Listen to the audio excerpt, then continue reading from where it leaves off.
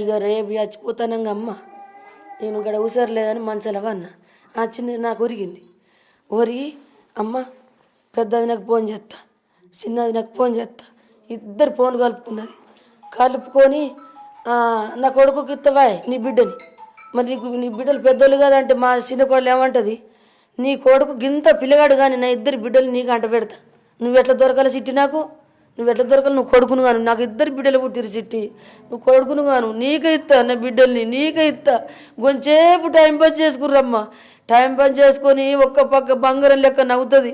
నేను అనుకున్నా నవ్వుకొని అదిలతో మాట్లాడుకుంటుంది కదా అని 15 కూర్చున్నాం. కూర్చొని అమ్మ పండుగపోయే నాకు నిద్ర వస్తుంది అంటే అమ్మ ఇంకా కొంచెం ఊకుందేమో అన్నది.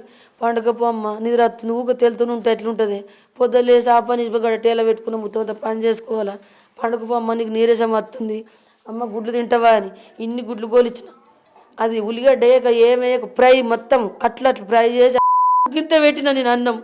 తింటరా కడుపు నిండా తింటరా అంటే దయ్యం రాక్షసి లెక్క తిన్నాడు. ఇర్రమర్ర చూస్తుండు. అల్లుడు నీ కడుపులు ఏమన్నా ఉంటే చెప్పు మరి ఎటేటో చూస్తున్నావు, నాకు భయం పడుతుంది నీ చూస్తుంటే. అత్తమ్మ ఏం మాటలు మాడుతున్నావు, చిట్టి ఏమన్నా నువ్వేమన్నా, మేమైతే మేము ఏమంటలేము నేను.